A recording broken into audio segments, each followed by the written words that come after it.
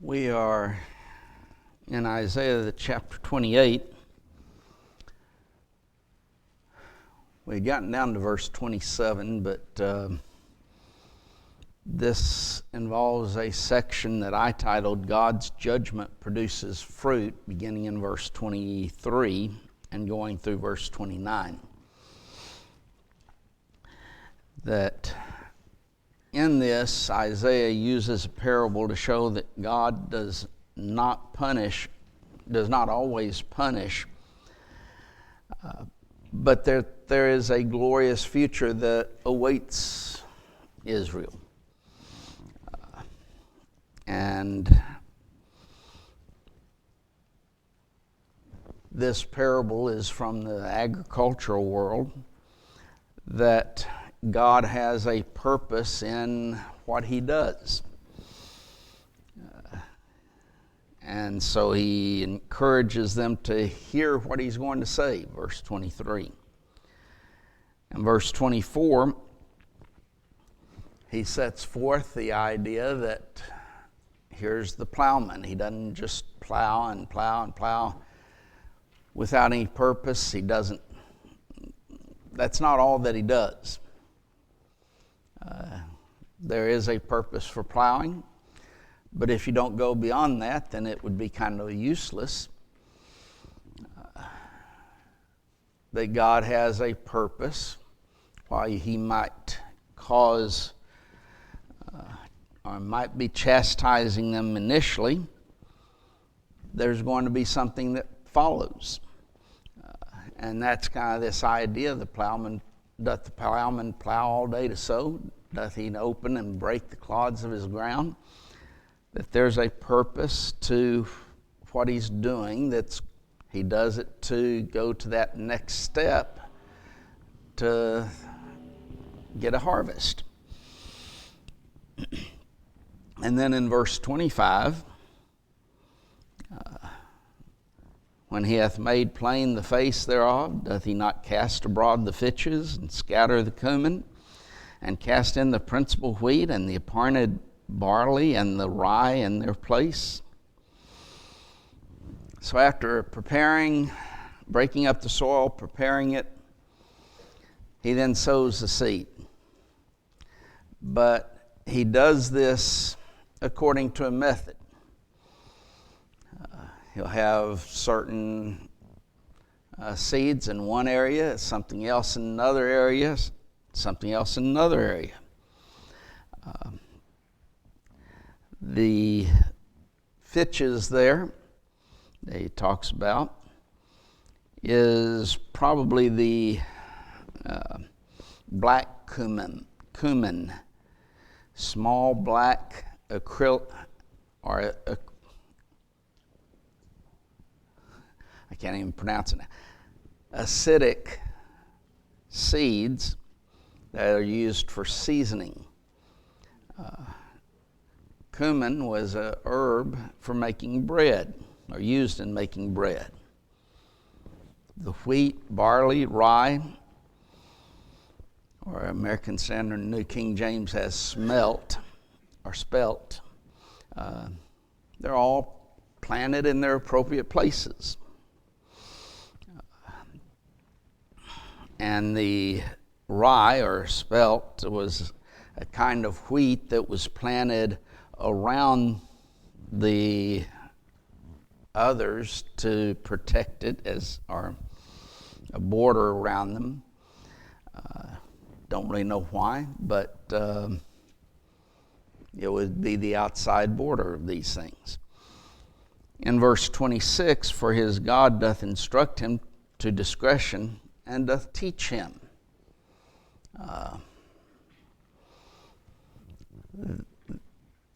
The idea is that the farmer acts in a wise manner because God has instructed and taught him. How? By man's knowledge of agriculture and through God providing the laws of nature, man reasoning, seeing those laws, reasoning from them, observing them, drawing conclusions from them, And so the idea that Isaiah is presenting for us is that God uses various means and methods, sometimes harsher than others, to bring about his redemptive purpose. And that God's judgment upon Judah is going to be successful in fulfilling God's purpose. They might not have understood it. I would say they did not understand it. But God still had a purpose in it. How many think that Job, as he was undergoing all that he was going through, understood the purpose of it? Anybody think that? Surely he didn't. And his three friends obviously did not. They, in fact, drew an improper conclusion over what was happening, which we would add, it's possible for us to look at and observe things and draw improper conclusions at times. Doesn't mean that we cannot draw the proper conclusion, but we can draw improper conclusions as well. What was the purpose of Job's suffering?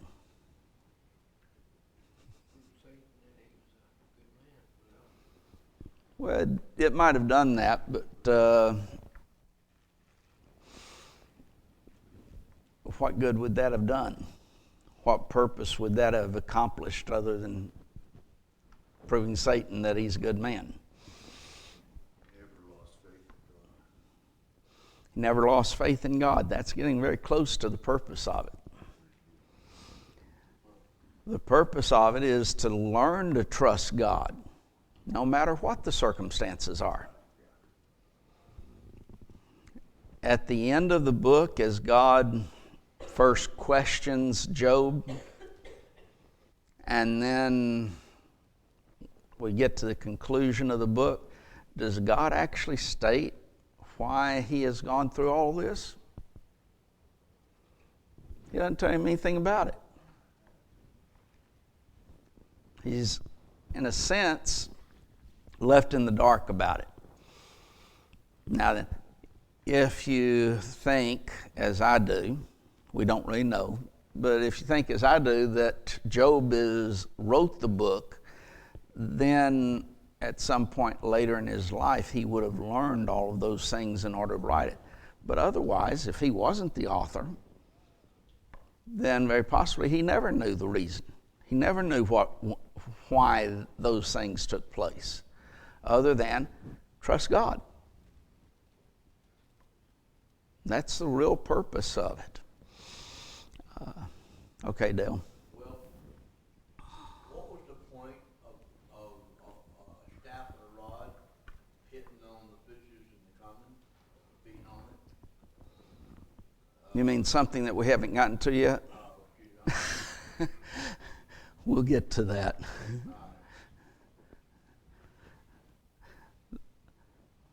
But this whole thing, God doth instruct him and doth teach him.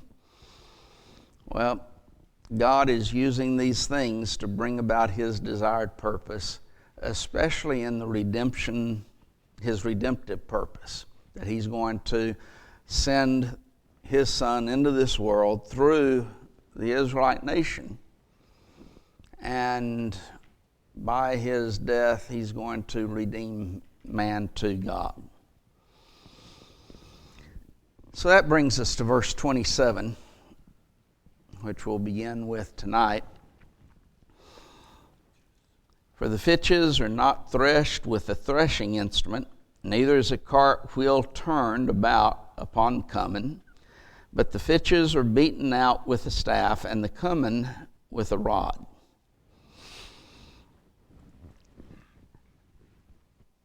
We could start by saying that there is a right way and there is a wrong way to produce or to thresh in order to produce that which you're trying to harvest.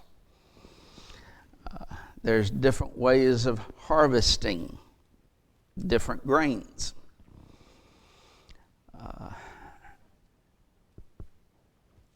We know that, don't we?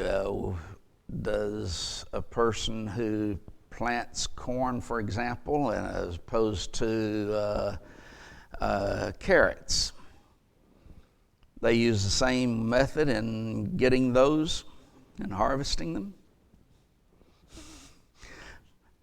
If they try, that's going to be a pretty sad situation. That's what he's talking about here. You don't use the same methods in threshing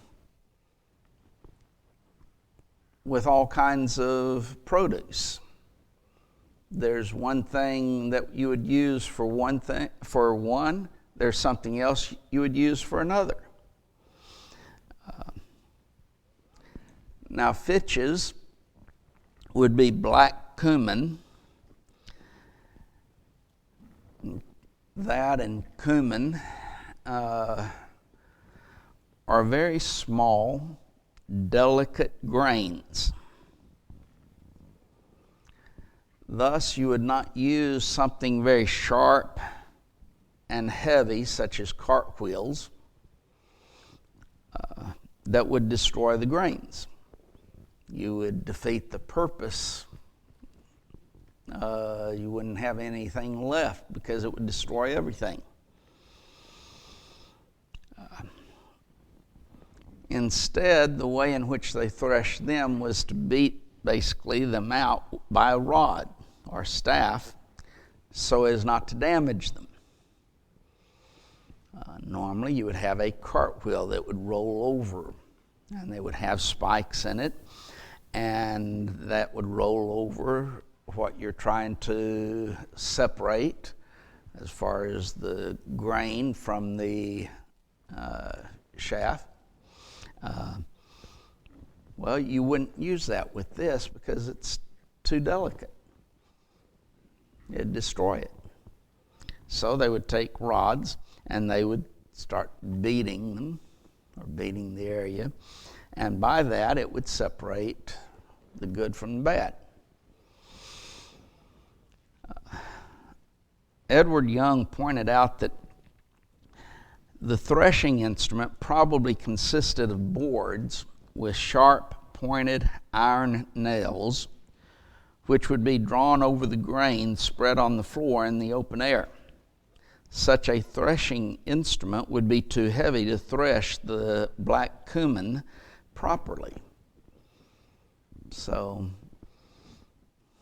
they'd have to use rods to beat them, as opposed to this instrument that they would use for other types of grain, or for grain. That again goes back to the thought that God will use different methods of punishment or chastisement in order to accomplish his purpose.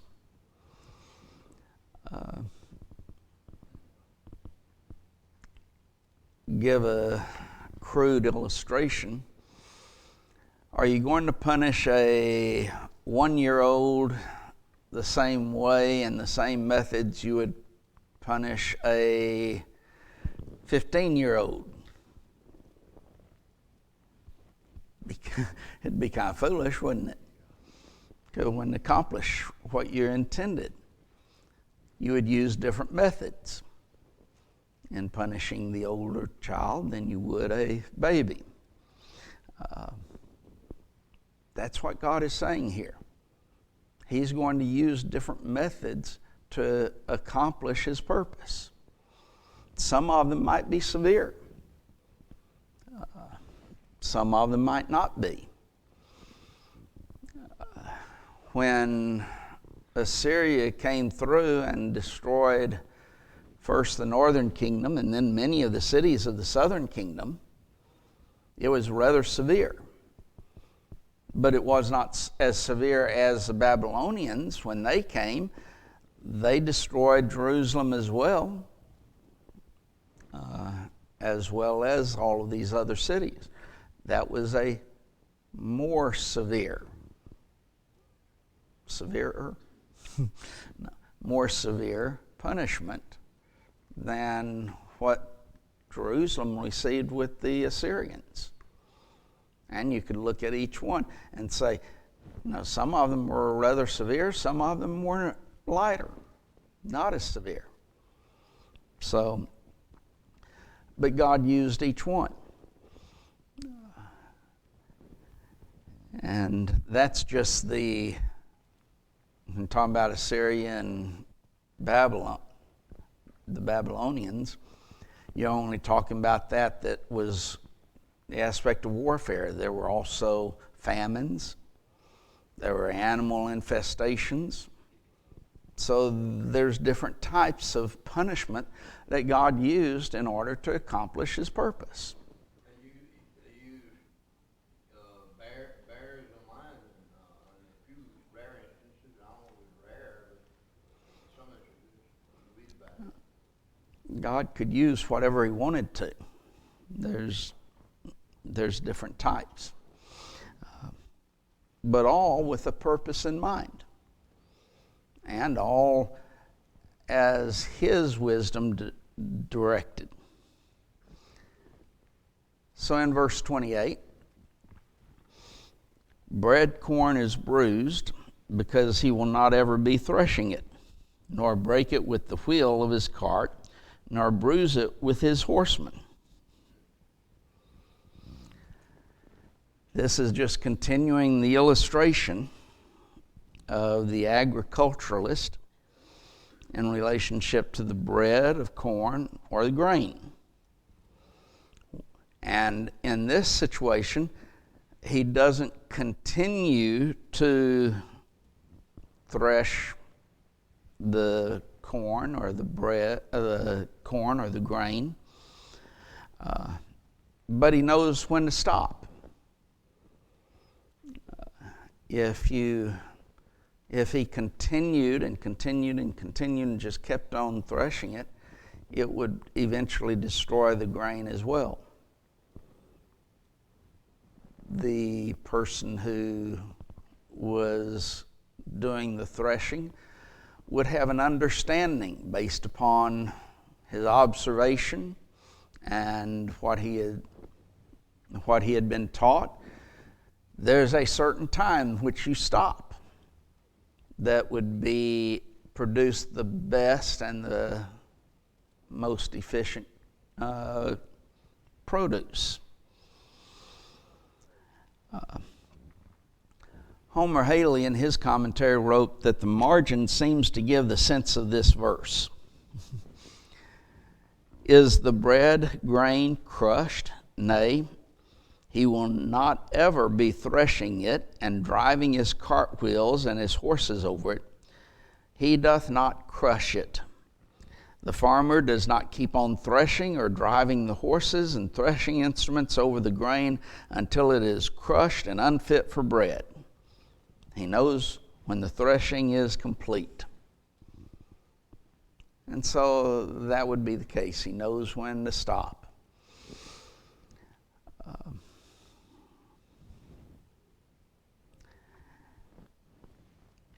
In verse 29, and we'll probably spend a little bit more time on this verse, but this also cometh from the Lord of hosts, which is wonderful in counsel and excellent in working. This is a concluding statement as to this parable, this illustration that he uses. And that is the produce or the prudence and wisdom comes from and is a gift of God. It illustrates that God, in dealing with his people, demonstrates wisdom.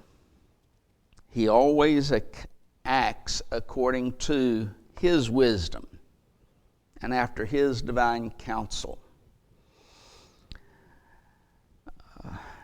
Someone turn over to Ephesians 1 and read verse 11. Ephesians 1 and verse 11. Also we have obtained an inheritance, being predestinated according to the purpose of him who worked all things after the counsel of his own will. Okay, notice according to the purpose of him, and then after the counsel of his own will.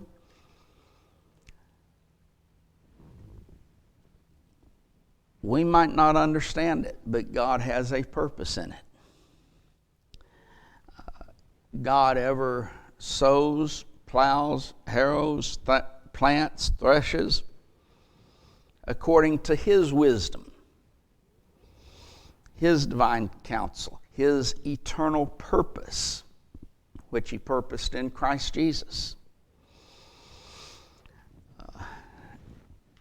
In the face of in the face of judgment, the persecution, the trials, tribulations that we go through, we need to recognize God's eternal purpose and thus act in faith. Someone read Romans 11 and verse 33.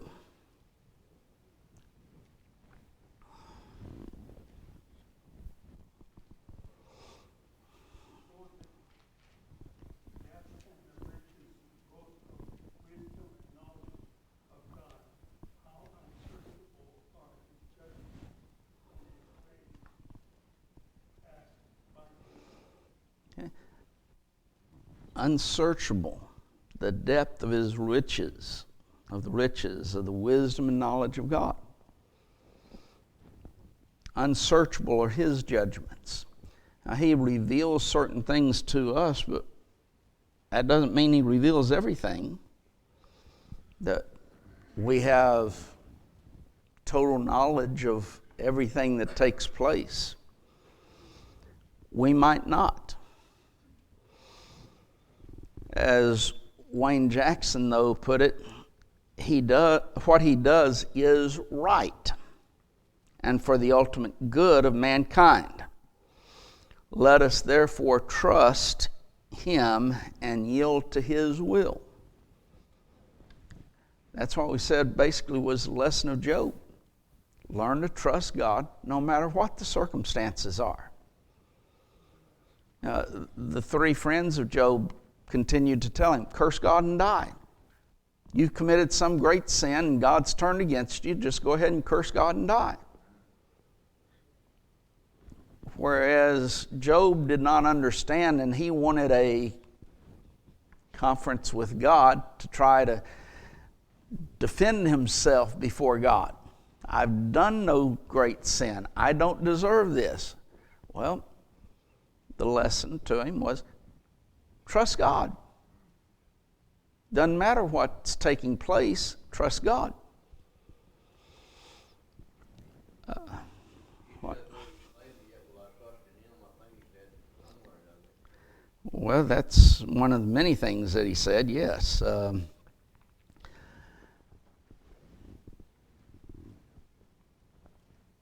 But there's a trust that needs to be there as to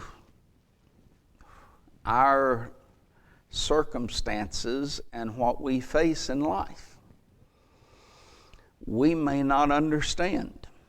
We may never understand. But yet, learn to trust God. In this section, we've talked a lot about the fact that God chastises. Does he only chastise, though? There's a time for chastisement, but there's also a time for what? Commendation, for building up, strengthening people. Didn't God do both? According to the counsel of his own will. We may not understand either one, but yet Again, trust God that He's doing what is best. When we pray,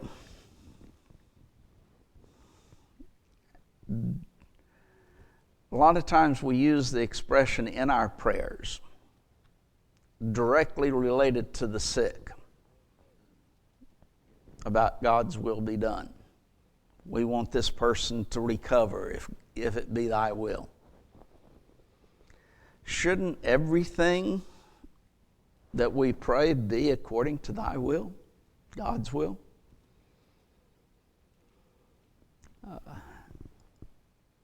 When Jesus prayed, it was always according to the will of the Father. Everything that He did was according to the will of the Father. But that includes His prayers. Paul prayed 3 times for what?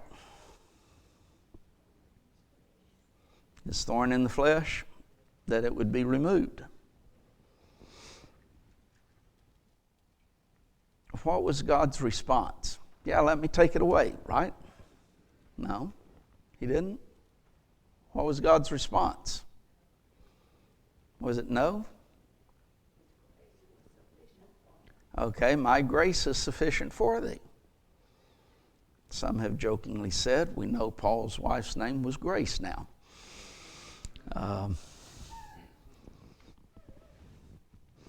I won't make any comments about that one, but my grace is sufficient for thee. Now then, what does that mean though? If you were asked to explain, what did God mean when He says, my grace is sufficient for thee, when Paul's praying, remove this thorn in the flesh, whatever it might be?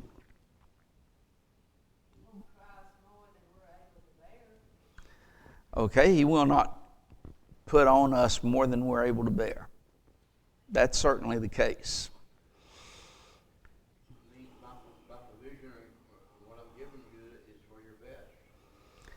What I am giving you is for your best. That's true. It's good for you to have this thorn in the flesh. That's difficult. Now again, we don't know what that thorn in the flesh was, in spite of what some have said. I remember hearing one preacher, very well known, who said he knew what it was. Had nothing to do with physical affliction, he said. His conclusion was that it was the Judaizing teachers. And I imagine most everyone here would recognize the name, if I should say it, but he's gone on to his reward several years ago, so there's no need. He was wrong. We don't know what it was.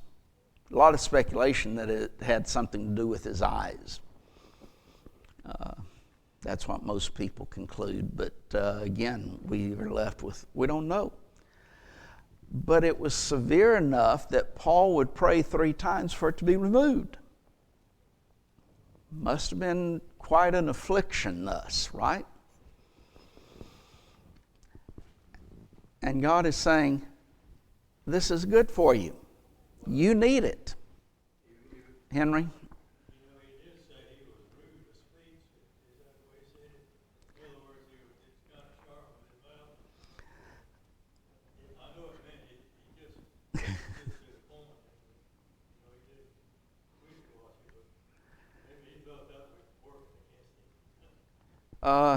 Most people consider when he mentions to, I don't remember who, just offhand, that they would have plucked out their eyes and given to him, that it was probably eye problems associated with when he was blinded on the road to Damascus.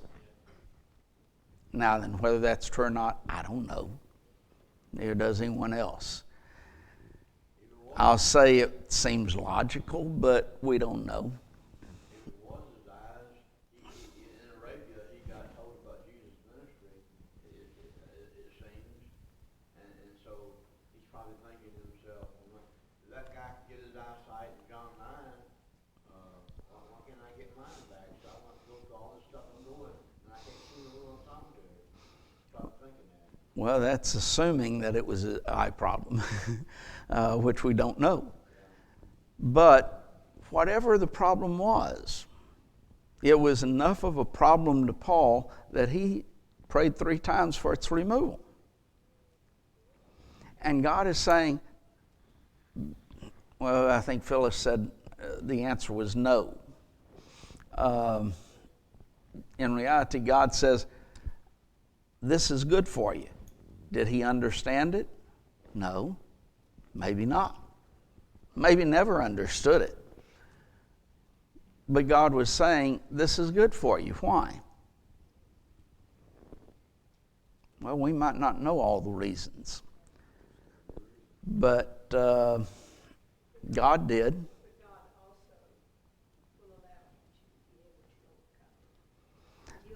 To deal with it, to work through it, to continue on. Yes.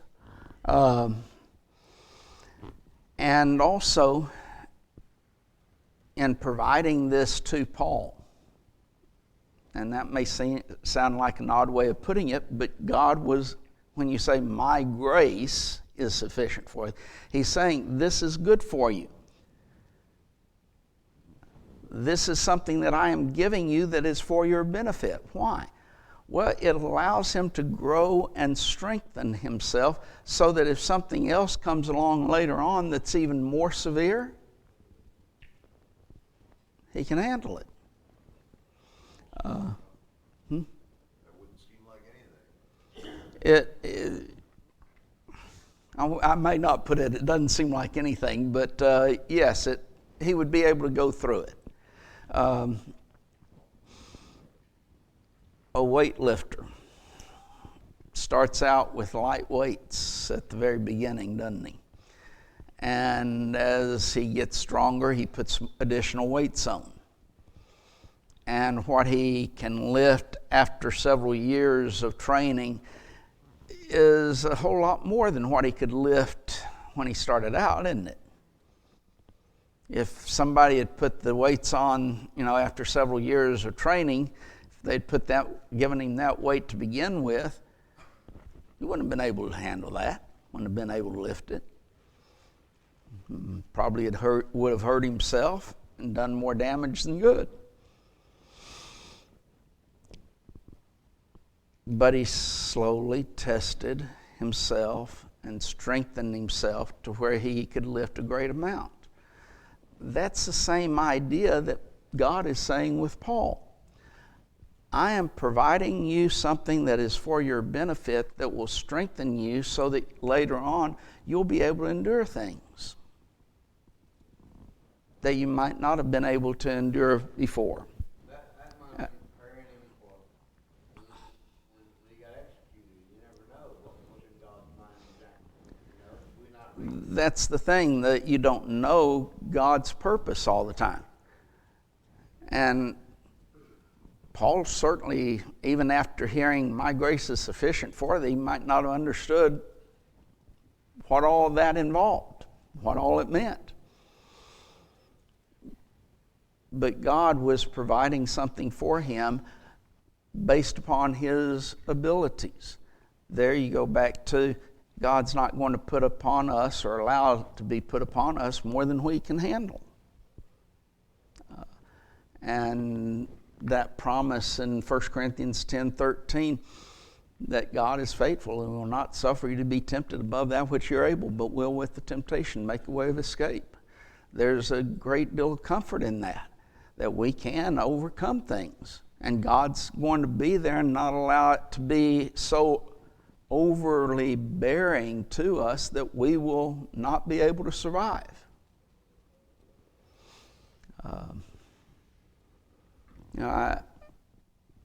I think of people who have lost so much in life. And then I go back to Job and think, what they've gone through and endured and remained faithful. Job suffered a whole lot more. I can't imagine the emotional distress of losing your entire family basically in one day, except for your wife, and she turns against you. Then enduring that physical suffering and that physical pain, and his three friends certainly not helping out, but becoming more of a burden. I just don't know of anyone who comes close to that in today's world. He was able to overcome it. He was able to be faithful. God has a purpose or a plan. We may not understand it, so what do? Whatever comes, I'm going to trust God. That's the lesson of Job. To a great extent, that's the lesson that we find in regards to Paul when he prays, remove this thorn in the flesh, and God says, my grace is sufficient for thee. Whatever it is, trust God that He'll do what is best.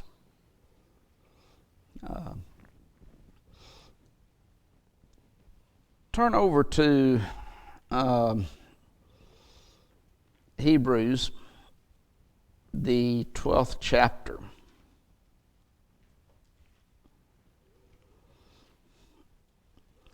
And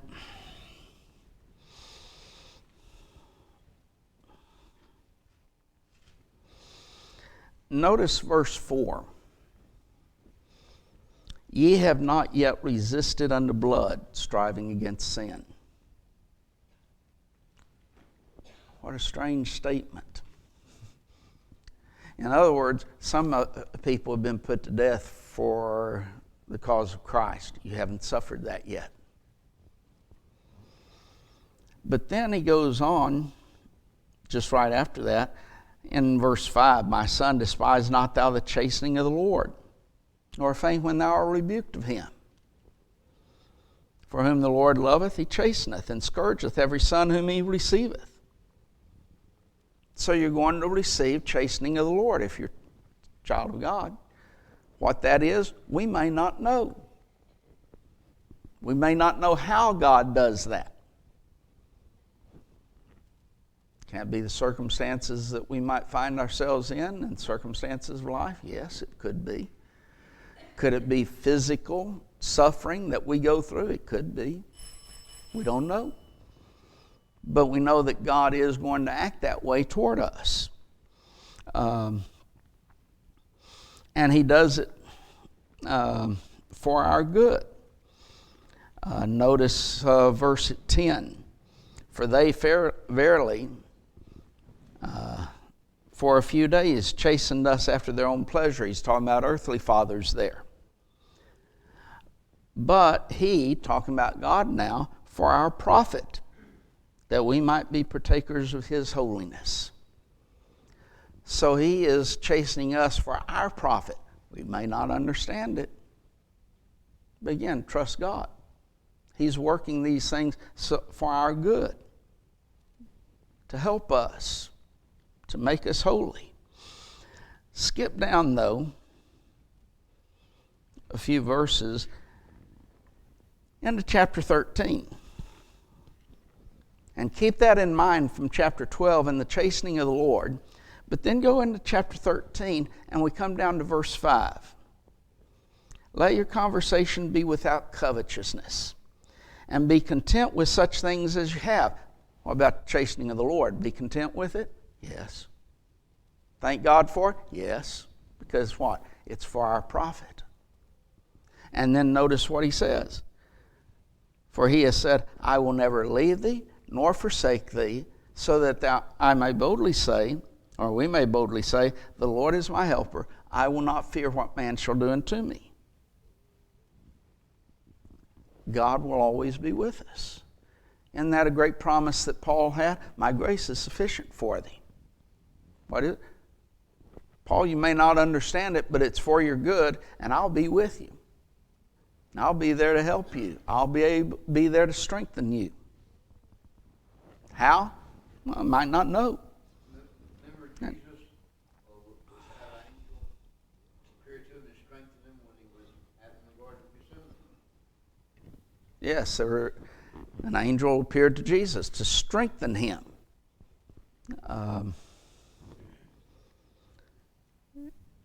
God will do that. And God will do that with us. We may not understand everything, but still, we learn to trust God no matter what. And we have that comfort from God that I'll always be with you. I'll never forsake thee. I'll never leave thee. Lord is my helper. So what? I won't fear. I won't fear what I go through. I won't fear what man can do to me. I won't fear. I won't be living in terror. I won't be afraid in that way. But I will be confident.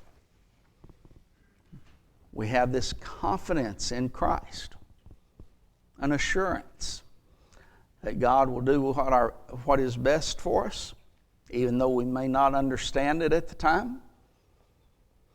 That God will do that which is good for us throughout our life. And if we will remain faithful to Him, if we will continue to trust Him, then what? We have heaven's home. What a great promise that we have as Christians. And some people, in the world, you start teaching them the gospel, and that means I can't do this and I can't do that and all these sinful things. You just never have any fun. I have the greatest confidence, the greatest assurance, the greatest hope. You have nothing. And yes, you might enjoy the pleasures of sin for a season, but look at the eternal realm. There's eternal punishment and eternal joys in heaven, and I have the confidence that I can go to heaven. And that any time that anything comes up in my life, that I can go to my Father in prayer, and He's there, and He's ready to help me and aid me. What more do we want?